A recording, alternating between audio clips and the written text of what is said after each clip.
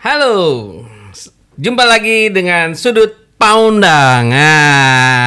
Kenapa Paundang? Biasanya kan pandang. Iya. Paundang karena kita hari ini khusus ngomongin para anak-anak bulu. Oke, Anabul. Anabul yang ada di Jakarta dan Indonesia. Iya. Kita pengen ngomongin Jakarta ramah hewan, Indonesia ramah hewan dari sudut Paundang ini. Oke. Siap. Berbagai perspektif akan kita bahas di sini. Jadi di awal ini kita mungkin akan ngomongin masalah gosipnya dulu. Gosipnya dulu. Biasa nih Bro Sigit kalau gosip ya. Iya. Nah, tapi Bapak host kita belum diperkenalkan, Pak. Bener juga. Iya. Di sebelah kanan saya, kalau kanan pemirsa maksudnya, Iya. adalah Bro Sigit Widodo dan guest host kita hari ini spesial pakai telur. Adalah anggota DPRD Kebanggaan dari fraksi Partai Solidaritas Indonesia, Ibu Francine Wijaya. Selamat sore. Nah, karena kebetulan cutinya sore-sore. Oke. Ya, Francine video. Ya, nanti mengenai apa yang akan dikerjakan Mbak Francine ya. Mbak Francine ini nanti kita akan bahas, tapi kita ngomongin dulu seperti biasa gosipnya. Dari tadi makanya saya tuh langsung ngomong gosip karena pengen tahu sih. Betul. Apa sih lagi ada apa nih gosipnya nih. Tapi ini menarik ya. Ini sebetulnya adalah tamu pertamanya Sudut Pandang. Jadi banyak yang bertanya nih di komentar gitu ya, pemirsa Cokro TV itu banyak yang bertanya. Ini yang yang hostnya yang mana, narasumbernya yang mana gitu. Jadi selama ini tuh mereka nggak paham gitu ya, banyak yang tidak paham bahwa selama ini semua host. Nah, sekarang baru ada guest. Host juga host juga tapi guest. Nah, bukan guest host. Ya. Nah, sekarang kita bicara tentang, kalau kemarin kan kita ngomongin Roy Suryo terus ya. Jadi kan kemarin saya usul biar nggak bosan kita ngomong kucing gitu. Nah, tapi Rasulnya juga suka kucing. Oh iya. Iya. Tetap ya.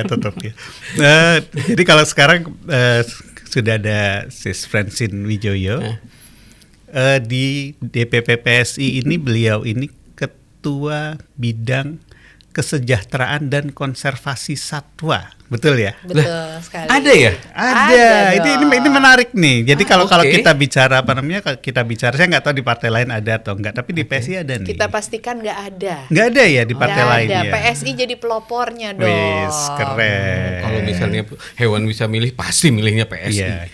Orang dia yang mewakili aspirasinya, siapa lagi? Dan Sis Francine ini salah satu hal yang menarik adalah dari kampanye, pertama kali kampanye sebelum jadi anggota dewan, itu Sis Francine menggunakan ikon kucing gitu ya. Nanti cerita nih kenapa nanti mungkin bisa cerita ya. Tapi ini sesuatu yang menarik karena sesuatu yang baru. Baru setelah itu menang, mungkin banyak yang kemudian ikut-ikutan nih. Kemudian mencoba menggunakan hewan untuk mencari suara gitu. Padahal ditiru gitu. Jadi yang pertama kali sebenarnya Sis Francine, nanti kita bisa kita ingin tanya juga nih, kenapa sih bisa seperti itu gitu. Bisa seperti gimana maksudnya? Kenapa punya gagasan untuk menggunakan hewan? Kirain bisa seperti meniru itu. Dan apa namanya? Bukan. Dan Sis Francine ini kan pertama kali ikut pemilu dan menang. Beda sama kita. Kalau kita kan sudah 2 kali dan kalah terus kan. Belum menang. Kalau Sis Francine ini sekali menang. Dan kalau menurut saya karena kucing. Kucing. Jadi kucing itu kayaknya berikutnya saya ingin bawa kucing juga tuh. Tapi mungkin Sis Francine bisa cerita dulu ya, awalnya gimana sih? Kok tiba-tiba kepikiran kampanye bawa kucing sebagai simbol waktu itu? Sebenarnya sih nggak tiba-tiba ya, karena kan advokasi terkait dengan perlindungan dan kesejahteraan hewan ini, atau sekarang karena bidangnya kesejahteraan dan konservasi satwa ya, ini adalah sesuatu yang saya lakukan ketika saya menjadi lawyer atau advokat gitu. Jadi ini salah satu bidang advokasi saya. Dan itu sudah saya lakukan beberapa kali kasus-kasus pendampingan terkait dengan kesejahteraan hewan dan perlindungannya. Salah satu contohnya misalnya jagal kucing di Medan tuh tahun 2021 sempat viral. Pada lagi masa pandemi COVID ya, di mana semua orang mencoba bertahan di rumah, termasuk saya dan suami ya. Cuman ketika dengar ada kasus itu dan ada teman yang minta tolong, yuk kita bantu dampingin, itu saya nggak mikir dua kali, saya bilang langsung saya siap berangkat. Dan itu benar-benar di masa pandemi itu rutin bolak-balik Jakarta Medan hanya untuk membela si jagal kucing tadi. Gitu. Dan ternyata rutin juga terinfeksi kan, kalau nggak salah dia pulangnya tuh sakit gitu kan. Waktu itu masih oke. Justru sakitnya pas sudah pandemi yang udah zamannya vaksin yang udah ketiga kalinya tuh yang booster vaksin gitu. Tapi bertahan waktu awal itu ya, malah. Iya, karena selalu bawa alkohol spray kemana-mana ya. Jadi cukup antara tetap menjaga kesehatan juga, tapi sambil tetap mengadvokasi hewan, karena hewan mereka nggak bisa membela dirinya sendiri. Jadi kan butuh bantuan manusia untuk bantu bela. Nah, di dalam kasus jagal kucing Medan ini kita membuat sebuah jurisprudensi baru di mana buku vaksin dan keterangan dari dokter hewan yang memelihara itu bisa menjadi salah satu bukti pemeliharaan hewan. Jadi selama ini kadang-kadang aparat penegak hukum itu suka salah kaprah, mintanya tuh stambung. Padahal stambung itu ibaratnya kayak akte kelahiran. Akte kelahiran hewan itu hanya membuktikan silsilah hewan ini ayah dan ibunya siapa, tapi bukan pemiliknya atau pemeliharanya siapa sebenarnya itu ya. Dan gitu. kayak kalau kucing domestik biasanya nggak punya kan? Nah itu apalagi terus gimana nasibnya kalau kucing-kucing yang ada di jalanan, siapa yang pelihara gitu. Nah jadi itu salah satu bentuk jurisprudensinya yang bisa menjadi sebuah terobosan hukum baru lah. Selain itu juga sayangnya waktu itu kita tidak bisa mengenakan hukuman yang berat atas pasal penganiayaan hewan, tapi justru kita bisa dapetin 2,5 tahun penjara dengan menggunakan pasal pencurian oleh 2 orang atau lebih. Jadi kita pakai pasal terkait dengan itu. Dan ditambah lagi setelah kita background check juga ya, ternyata si pelaku ini itu sudah pernah melakukan kejahatan percobaan pencurian motor gagal, tapi sudah pernah dipenjara, sehingga itu jadi menjadi faktor pemberat. Makanya bisa dapat 2,5 tahun penjara. Nah itu rasanya sampai saat ini itu masih hukuman yang cukup berat ya untuk pelaku kekerasan terhadap hewan. Karena kalau kita bandingin dengan kasus lain yang kita bantu dampingin, ada yang jadi kuasa hukumnya, ada yang enggak gitu. Tapi misalnya salah satu contohnya ada anjing Sena yang ditembak di Bekasi.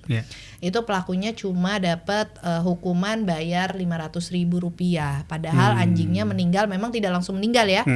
Tapi dia meninggal beberapa tahun kemudian cuman karena virus parvo, yang mana itu adalah virus yang mematikan pada hewan. Namun dia tidak bisa diberikan vaksin itu karena ada 2 peluru yang bersarang di tulang punggungnya yang dekat syaraf. Nggak bisa dioperasi untuk dikeluarkan. Tapi kalau misalnya diberikan vaksin, khawatir berisiko juga terhadap kesehatannya, sehingga ya pas ada wabah tersebut dia karena nggak punya kekebalan dari vaksin sehingga akhirnya secara dia meninggal gitu ya secara tidak langsung. Tapi itu kan merupakan sebuah proses ya, rangkaian gitu dari kejadian penembakan itu.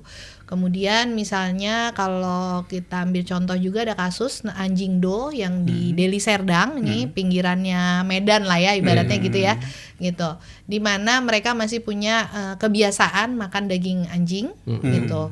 Nah, ada salah satu anjing yang dianiaya dan hingga meninggal dunia oleh 3 orang. Yang diduga memang untuk dikonsumsi, tapi akhirnya dilaporkan. Awalnya juga sulit tuh waktu itu melaporkan ya, si pelapor ini sampai harus 3 hari berturut-turut dia ke kantor polisi untuk mencoba melaporkan, sampai ketika akhirnya sudah laporannya masuk, ternyata nggak diproses sebagaimana mestinya lah, lambat lah penanganannya. Bahkan diduga malah sengaja dibiarkan barang buktinya rusak karena disarankan untuk jenazah anjingnya dikubur, yang artinya justru akan mengalami pembusukan kan, sehingga justru malah jadi berpotensi barang buktinya rusak gitu kan. Nah, akhirnya itu berhasil kita bantu advokasi melalui LBH PSI juga. Jadi PSI ini sangat serius nih dari awal nih ya gitu, baik memberikan. Dulu Direktur LBH PSI ya sebelum jadi anggota dewan ya. Ya, betul sekali. Dan jadi juru bicara perlindungan hewan juga di DPP PSI. Waktu itu juru bicara, sekarang sudah jadi ketua bidang. Sekarang jadi ketua bidang. Jadi kita bisa lihat ya komitmennya PSI ini, memang Partai Solidaritas Indonesia. Lah ya, track recordnya. Tapi ngomong sebelum lanjut, emang ancaman hukumannya itu berapa sih kalau untuk penganiayaan hewan gitu ya? Oke. Jadi waktu itu kan masih pakai KUHP lama ya, di mana kalau hewan yang dianggap tidak berpemilik, maka ancaman hukumannya itu maksimum 9 tahun penjara. Sementara kalau misalnya hewannya berpemilik itu bisa dapat 2 tahun 8 bulan penjara kalau nggak salah ya. Nah, ini tentu ada gapnya nih gitu. Tapi di satu sisi gitu, kalau kita bandingkan dengan pasal 363 di KUHP lama, kalau hewan ternak dicuri, dia hukumannya maksimum 7 tahun penjara karena dianggap memiliki nilai ekonomis. Nah, ini padahal di satu sisi ada hewan yang dianiaya hingga keji hingga meninggal dunia, kehilangan nyawa.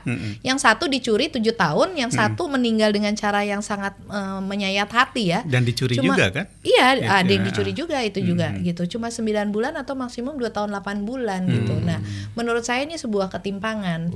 Nah, tadinya saya berharap di KUHP baru ini ada sebuah upaya untuk lebih memperberat hukumannya supaya tadi ada efek jerahnya ya. Karena kan kalau hukumannya di bawah, ancaman hukumannya di bawah 5 tahun penjara itu kan tidak dipenjara pada saat proses penyidikan maupun selama proses ininya ya persidangan gitu kan. Nah, tapi ternyata kalau di KUHP baru ini justru ancaman hukumannya malah turun jadi 1,5 tahun penjara. Sementara kalau hewan ternak tetap 7 tahun kalau dicuri gitu loh. Nanti kita coba pikirkan untuk bisa judicial review kalau gitu. Nah, saya berharap nanti teman-teman PSI ini masuk di Senayan atau masuk di DPR RI. Oke, kalau 2029 untuk bantu dorong ini ya. Janji ya nanti ya. Amin. Kader PSI ingat. Sis Francine sudah memperjuangkan kalau masuk 2029 harus memperjuangkan kesejahteraan hewan juga. Iya. Nah, sekarang nih sebenarnya lagi bareng sama teman-teman pegiat kesejahteraan hewan juga kita lagi mendorong RUU perlindungan dan kesejahteraan hewan. Nah, ini harapannya bisa jadi leg spesialis nanti. Iya, secara khusus ya mengatur lebih khusus gitu. Dan harapannya tentunya diundangkannya secepatnya ya. Jangan sampai nunggu PSI masuk dulu nih ya. Sudah masuk prolegnas belum? Sudah masuk prolegnas gitu. Iya, banyak yang masuk prolegnas tapi belum juga perampasan aset juga ya. Iya, perampasan aset juga belum. Iya. Tapi ini menarik nih, Bro Bimo, apa namanya? Sis Francine ini kan di Komisi B ya, di DPRD DKI gitu ya. Selama ini kalau setahu saya ya, orang masuk Komisi B itu kan yang dikejar BUMD-nya ya. Sis Francine tuh karena memang ini menangani masalah hewan ya masuk situ. Betul, karena salah satu mitra kerja kami adalah Dinas KPKP yang tentunya secara khusus memang terkait dengan kesejahteraan hewan juga gitu ya. BUMD-nya kebetulan saya senang sekali adalah BUMD di Jakarta ini juga ramah hewan loh. Karena yang terobosan tempat traktir kucing ya, tempat traktir hewan itu dilakukan oleh MRT Jakarta. MRT, oke. Gitu. Salah satu BUMD Jakarta. Jadi inovasinya itu mungkin pertama kali diperkenalkan oleh MRT Jakarta dan sekarang kita perbanyak nih, kita duplikasi. Jadi ramah hewan di tempat atau fasilitas publik begitu ya. Betul. 2025 kemarin kita berhasil nambah dari Transjakarta itu ada 3 haltenya yang ada tempat traktir kucing itu berkat komunikasi baik kita juga ya gitu ya. Jadi ada di halte Velbak, Kebayoran, sama ada di Kuningan Madya, itu yang Transjakarta. Kemudian di stasiun KAI Kebayoran itu juga ada tempat traktir kucing sekarang nih gitu. Karena waktu itu kasusnya Skywalk Kebayoran sempat diprotes katanya banyak kotoran hewan. Nah, jadi kita bantu edukasi juga. Nah, supaya hewannya itu tidak buang air di atas, ngasih makannya di bawah aja nih. Jadi kan biasanya kan mereka nggak jauh-jauh nih dari tempat mereka makan gitu. Kebersihannya lebih bisa dipantau gitu kan, pengawasannya juga lebih mudah gitu. Nah, tahun 2026 ini kita punya 10 tempat traktir kucing di Kementerian Kehutanan. Gitu ya kan, bulan Maret kemarin gitu. Itu menterinya PSI juga soalnya. Iya, betul mudah-mudahan sekali. siapapun menterinya, apapun nama kementeriannya itu akan mengikuti juga karena ini sangat bisa dilakukan ya, nggak terlalu susah. Betul, nggak sulit kok gitu. Dan terbaru kita di Pasar Santa ada 2 tempat traktir kucing juga.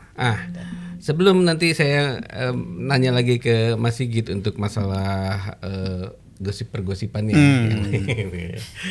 atau informasi lah sosmed informasi kalau saya bertanya, ini kan kita ngomongin kucing ya dari tadi ya, tapi kan hewan tuh kan nggak cuman kucing. Saya memiliki anjing, nunggu-nunggu nih dari tadi.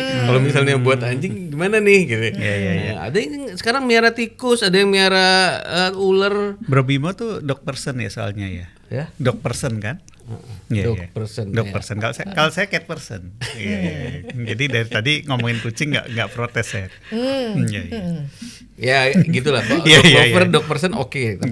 Tapi yang jelas saya bukan orang yang suka menganiaya binatang. Tapi kalau ini juga ini sih mungkin saya nanya dulu. Jadi gimana nih?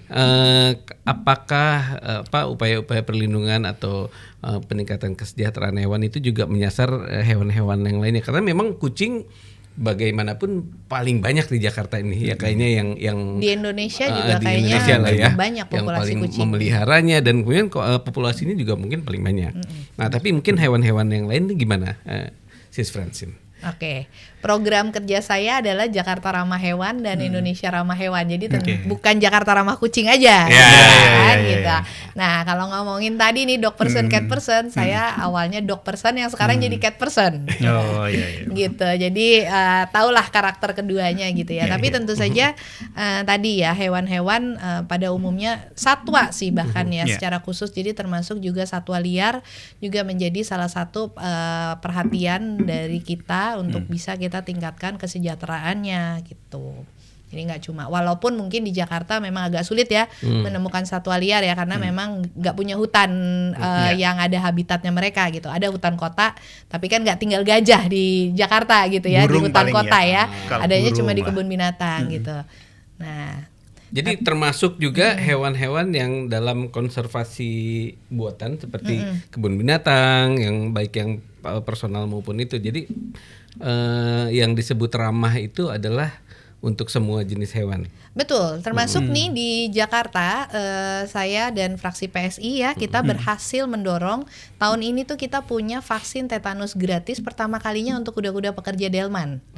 Nah, jadi nggak cuma kucing, nggak cuma anjing, yang pekerja masih banyak dan ternyata kuda-kuda pekerja delman ini biasanya mereka dipelihara oleh para kusir yang secara ekonomi juga kadang-kadang masih banyak yang butuh bantuan juga. Sedangkan pemeliharaan hewan itu cukup mahal, apalagi kalau pelihara kuda, ya kan, dari pakannya aja mahal gitu, dan perawatan kesehatannya tentu lebih mahal karena kalau di hewan ya pasti ini kerasa nih bedanya nih kalau anjing dan kucing aja ini udah berasa karena setiap pengobatannya itu biasanya berdasarkan dosisnya tuh berdasarkan berat badan, ya kan, jadi kebayang dong kalau kita biasa ngobatin kucing ke anjing udah mahal, apalagi kalau kuda kan gitu, nah gitu. Oke. Nah. Oke, nanti setelah saya ke Mas Sigit, saya ini penasaran ini botol yang dibawa Sis Francine ini kan isinya bukan kopi dong? Bukan dong. Iya. Bro Sigit, saya dengar kemarin nih.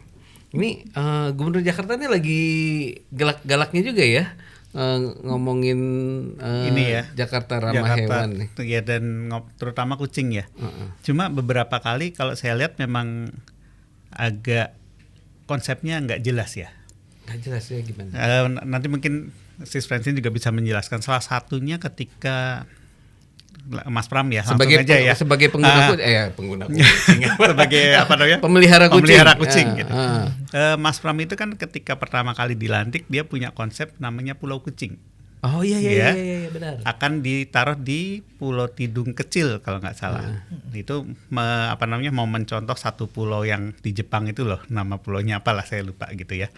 Itu mau dicontoh di Tidung Kecil. Nah, itu salah satu yang menolak ini Sis Francine nih. Nanti mungkin bisa menjelaskan, tapi yang jelas gini.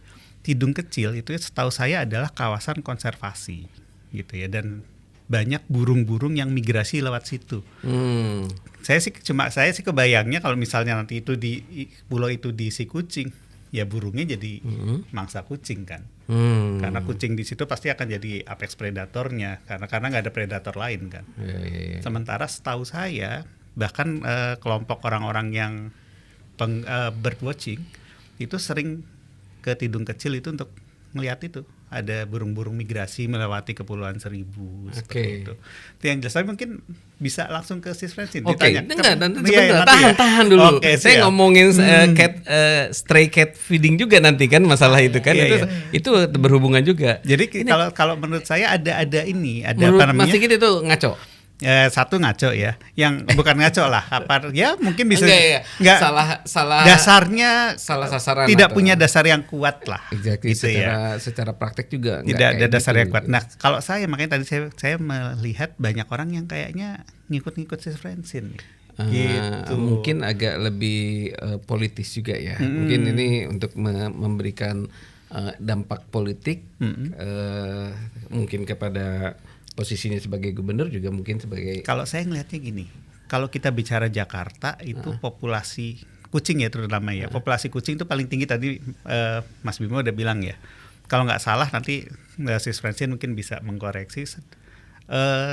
Satu kucing itu 10 orang di Jakarta itu ada satu kucing lah kira-kira seperti itu. Dan kalau kita lihat survei terakhir itu lebih dari setengah orang Indonesia itu memelihara kucing, gitu. Sehingga itu kayaknya kalau kita bicara politik itu ceruk suara yang menarik nih. Sehingga kalau ada politisi terus masuk, oh ya saya juga suka loh sama kucing, bukan cuma PSI aja gitu, partai saya juga suka gitu. Jadi loh. Bukan hanya ada gula ada semut, tapi ada kucing, ada suara. Oke, saya ke. Nah sekarang kita ini ke Sis Francine tadi. Saya juga sempat membaca, tapi mungkin ada pemirsa yang belum sempat membaca perjalanan masalah pemindahan kucing itu ke pulau lah, atau sekarang ada baru-baru ini mobil yang untuk ramah hewan itu. Dan dulu satu lagi nih yang agak blunder, mau bikin BPJS hewan katanya. Oh iya, BPJS hewan ya. Ya kan problemnya satu, BPJS manusia aja masih belum sepenuhnya beres ya gitu ya. Yang kedua, layanan kesehatan untuk hewannya aja ada nggak gitu. Kalau dibilang BPJS hewan, rumah sakitnya maksudnya kan? Kayak sekarang udah lumayan lah. Udah banyak. Mungkin Sis Francine bisa cerita ya apa yang sudah dilakukan juga untuk meningkatkan. Tapi pendataannya itu kan masih jauh ya. Kita mendata hewan peliharaan aja, saya nggak terdata nih hewanku. Oke, Sis Francine. Ini mungkin segmen terakhir ya, jadi kita ngobrol ini mungkin Sis Francine menyambungkan dari tadi kebijakan-kebijakan terkait kesejahteraan hewan di Jakarta, kemudian apa yang Sis Francine secara konsisten lakukan mengenai let's say kasih makan kucing gitu di traktir kucing gitu apa istilahnya ya. Nah itu mungkin bisa dijelaskan ya supaya kita mengerti bahwa sebenarnya gerakan ini tidak boleh sekadar gerakan politik. Artinya ini adalah kalau orang kemanusiaan ya ini kehewanan, tapi ya kemanusiaan pun termasuk masalah kesejahteraan hewan ya. Artinya ya. Oke, silakan Sis Francine. Waktu dan tempat 5 menit saya silakan. Oke. Tapi tadi menarik ya, ada kucing ada suara ya, dan ternyata itu terbukti sih. Ya maksudnya di dalam perjalanan karir politik saya yang baru ini gitu. Tapi sebenarnya sih saya bukan ingin memanfaatkan kucing ya pada waktu itu ya, tapi saya lebih karena merasa advokasi terkait perlindungan dan kesejahteraan hewan ini adalah sesuatu yang memang saya lakukan dan pengen nanti kalau ketika saya terpilih, nanti ini adalah sesuatu yang konsisten untuk saya perjuangkan. Terus gitu. Jadi karena ketika menjadi advokat gitu ya, tadi kita terbenturnya oleh pasal-pasal, terbentur oleh peraturan. Nah tadi seperti saya sampaikan tadi kan, kok rasanya nggak berimbang ya ketika hewan ternak dicuri hukumannya 7 tahun, tapi ketika ada hewan selain ternak yang dianiaya hingga keji hingga meninggal dunia, kok hukumannya nggak nyampe 7 tahun bahkan gitu. Nah, apa yang mesti diubah? Peraturannya dong gitu. Karena kita sebagai lawyer kan terbentur pada aturan gitu. Nah, ya marilah kita coba dari sisi pembuat peraturan tadi. Makanya kita cobalah lewat jalur politik tadi kan, jalur politik gitu, dan saya memilih PSI karena saya yakin di PSI ini memang saya diberi ruang untuk memperjuangkan tidak hanya membela manusia tapi hewan aja boleh dibela apalagi manusia kan gitu kan ya prinsipnya ya. Hewan gitu. aja diperhatiin apalagi kamu gitu. Gitu. Dan terbukti. Ya gitu. Terbukti Nah, terus ini adalah sebenarnya kegiatan yang rutin saya lakukan gitu kan, kasih makan gitu. Nah, cuman saya mau nggak cuman kasih makan gitu. Jadi saya bikin programnya namanya traktir kucing jalanan. Karena kalau kita ditraktir kan rasanya seneng ya, udah dikasih makan enak, gratis lagi gitu kan. Manusia aja seneng, apalagi hewan, apalagi kucing jalanan yang mereka bahkan mungkin udah lebih dari seminggu tuh kelaparan gitu loh.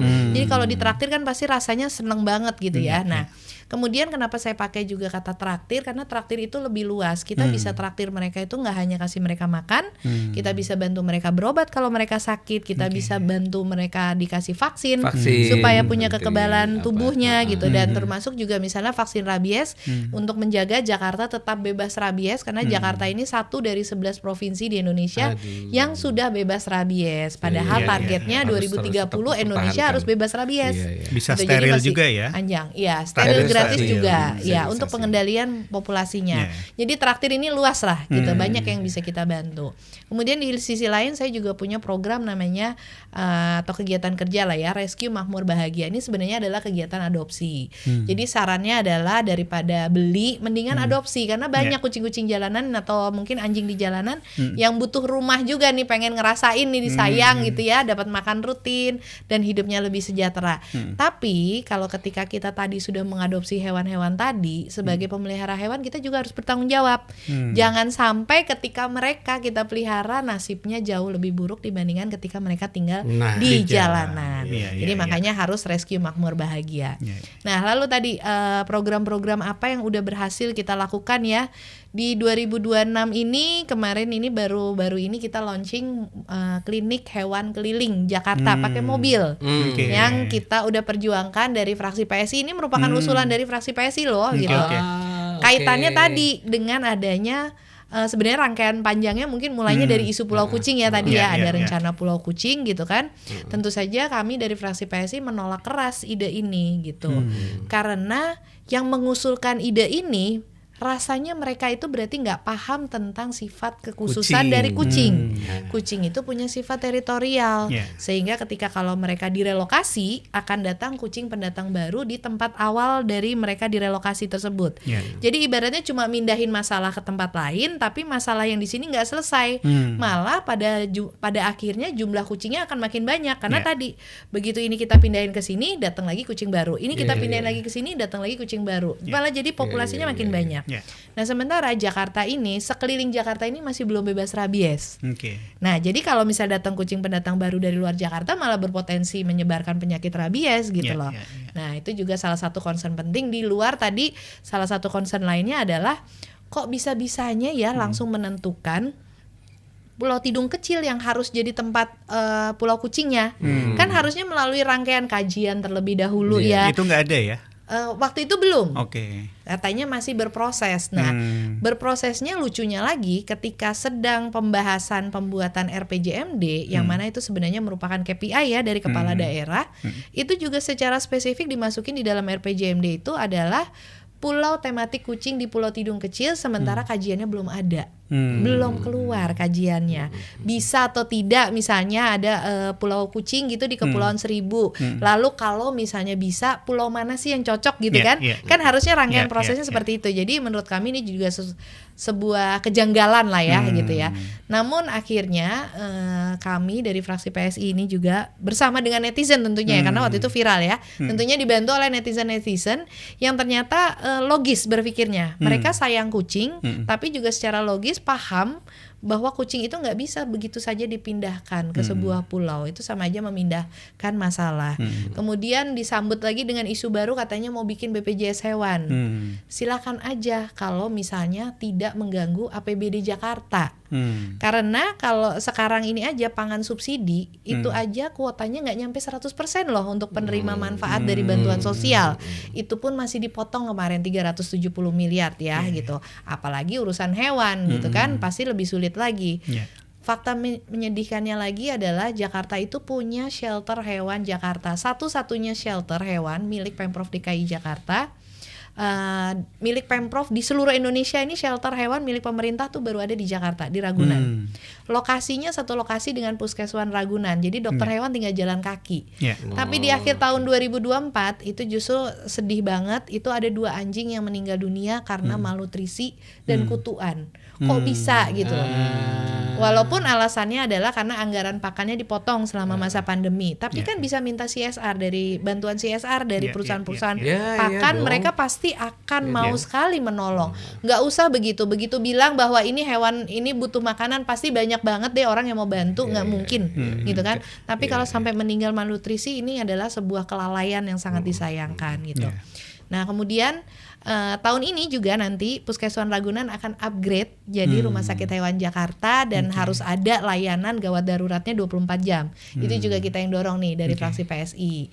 Dan akan ada 5 puskeswan di Jakarta, jadi artinya tiap kota di Jakarta akan punya 1 puskeswan. Di samping tadi 5 mobil klinik hewan Jakarta ya. Berarti rumah sakitnya klinik. 1, yang lain puskeswan gitu ya? Ya, jadi rencananya nanti ada 1 rumah sakit hewan, ada 5 puskeswan, berarti tiap kota ada. Kemudian juga ada puskeswan kelilingnya lah ibaratnya, melalui tadi mobil itu. Dan semua itu didorong dari fraksi PSI loh. Wah, luar biasa. Ini sangat-sangat menyejukkan ya kalau karena saya tuh bener-bener nggak gini, hewan tuh nggak ada yang mikirin.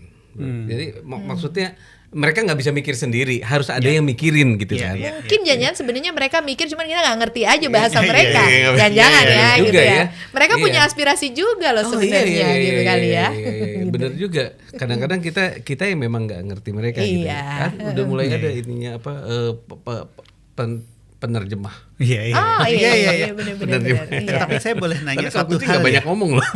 Saya boleh nanya satu hal, Sis Francine. Tadi kita bicara shelter ya. Shelter yang dikelola oleh pemerintah saja kan sempat bermasalah lah ya. Kan kita juga melihat banyak shelter-shelter bermasalah juga. Dan banyak orang menganggap bahwa shelter itu tempat buang binatang. Sikap Sis Francine dalam hal ini apa? Jadi kita semua harus paham bahwa yang namanya shelter itu adalah tempat penampungan sementara sampai mendapatkan adopter. Jadi ibaratnya tempat transit lah sampai dapat keluarga baru. Jadi bukan tempat dalam tanda kutip ya pembuangan tadi. Merasa udah nggak lucu lagi nih gitu kan, taruh aja di shelter. Udah tua nih, udah sakit-sakitan, taruh di shelter. Bukan begitu konsepnya.